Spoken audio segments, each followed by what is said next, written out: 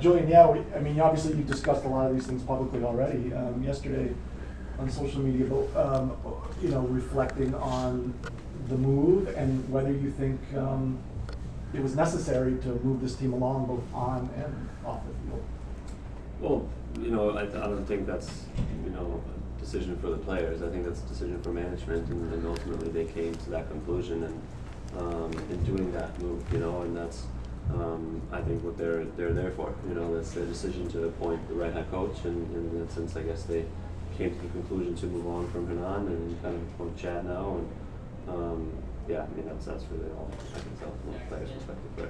What does Chad bring that maybe Hernan didn't bring as a head coach? Yeah, I think Chad, has a great relationship with everybody and has kind of developed that as an assistant coach. And now, I think he wants to continue that as a head coach. That's what he's expressed to us. He's had a ton of conversations over the last couple of days with individual players as a team, kind of who he wants to be. Is that type of coach, an open coach that you can come to with whatever, if that's tactically on the field or if it's, about personal life and all that type of stuff that comes with, being a soccer pro. So he's certainly, I think, going to be good in that sense and being very open and honest about things. Chad and Steve, too, both alluded to trying to get sort of the joy back into this, the enjoyment of the game. Is that something that you think has been lacking a little bit from the group, since Hernan came on board in 2020? I mean, maybe, yeah. I think, obviously, I've talked about this in our life. Wasn't easy at times, and it was very demanding. So, bringing the joy back and maybe loosening some of those restrictions will kind of get guys to really enjoy coming to training more and more, and really being, on the same page with, within the group as, me to Steve or me to some other guys, and but at the same time, also kind of just, enjoying coming to work, enjoying trying to get better, enjoying, to win together, to have the grind together every single day, and then being here, I think will make a whole world of difference of kind of, will make it easier also to kind of get on the same page and then be, better when the game day comes. I had a great conversation, for example, with Fred Briand today about, just being, because it's a game at the end of the day. It's our game that we love, that we've grown up loving, and he wants to, him and Chad, and they've talked about kind of getting back to that and getting, kind of really the fun out of us again, Can I ask what you made of the weigh-ins in particular?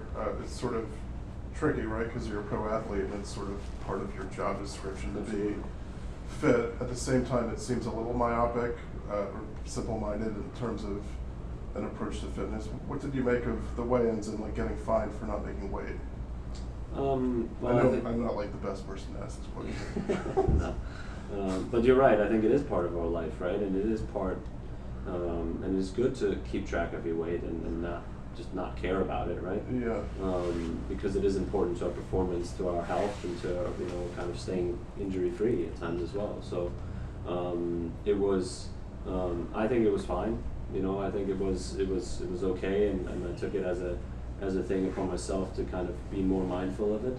I think maybe it was a little bit over the top at times for some guys. I think there could have just been better communication about it at times. But overall, again, I'm not, now that Hernan's gone, I'm not going to be like, oh, now I can gain my 10 pounds back. No, I think it made me better, and it showed me what a true professional has to really look at, and I think that is going to be beneficial to everybody that has been in this locker room since Hernan got here. All the young guys, they will look back at this. I think he's made everybody better in that sense, and I've said this. I'm thankful that he was my coach, and that he's kind of pushed me to those new limits. If that's physically, if that's tactically, if that's whatever you want to look at. Julian, what do you feel this transition will be like moving forward? I don't think there will be too much of an issue with the transition. I think it'll be smooth. I think Chad has obviously been in the room, for many years. He's been in the room since Hernan got here, so it's not like it'll be something completely new. Again, we have, as players, we have a good relationship with Chad, and we're aware of how he does things. And again, I don't think he'll change too much just because he's the head coach now. So it'll be, again, it'll be pretty smooth, and guys will know what to expect. What's the mood like right now among all the players? Guys are just, trying to move forward. We're trying to look forward, and these past couple of days have been hectic, have been a lot emotionally, have been exciting. They've been kind of all their emotions have been hit. So we're trying to now obviously focus on New England, who we play in a couple of days. So there's a game right around the corner, and the best way to start this thing now is with a win, obviously, on the weekend. So the mood is, again, focused on the task at hand, and we're trying to work, and not changing too much this week, to be honest. With anything in terms of scheduling or all that type of stuff, that stays the same. So it'll be in that way a transition will also be pretty easy for now to just kind of focus on the game on Saturday. Great. We can take some online questions now, Zach. Great, thanks. We'll go to Dave Johnson first. What excites you going forward? Taxi just made his debut. What elements, when you're in a 4-game losing streak, you can start to doubt yourself? What excites you about what do you believe this team could be? Well, I think that first half against Austin excites me, quite a bit, to be honest with you. I think we played really well, and wasn't for a couple stupid mistakes that we have been making. If we can clean up those, then I think we can finally put together maybe a good 90 minutes and play the way we can play. I don't think either of us has individually hit the potential that we can play at, including myself, and as a team we haven't hit that yet, and that's what excites me. As we move more into the season, and as we now take maybe a couple steps differently, that maybe we can get more out of each individual player. And as a group collectively. So, but again, I don't think we need to change too much, because that first half, I think, against Austin was in my opinion, the best we've played all season. Jeff Strauss. Julian, you mentioned the game this week and getting off to a good start. New England themselves just snapped a 4-game skid. How do you guys come out and do that for yourself this weekend? We're going to try and play our style, and like I said, I don't think we want to change too much. We want to play the way we played against Austin that first half. We want to translate that into 90 minutes, of being clued in defensively, obviously being very aware of kind of their qualities, what they bring, defending Supporters Shield winners, obviously MVP on the field, so we got to take care of those guys, and ultimately still be the team that we want to be, and be good on the ball. Like we moved the ball around quite well in that first half against Austin, and we created a ton of chances that we were just lacking that final pass at times to really get an even better look. So it's just kind of developing that and continuing to do that, and taking advantage of maybe kind of their lapses that they've had over the past few weeks as well, to really put them under pressure, especially at home. We want to be on the front foot and still play the way we have been playing. Back to Jeff. Where do you feel like you can exploit New England in your attack?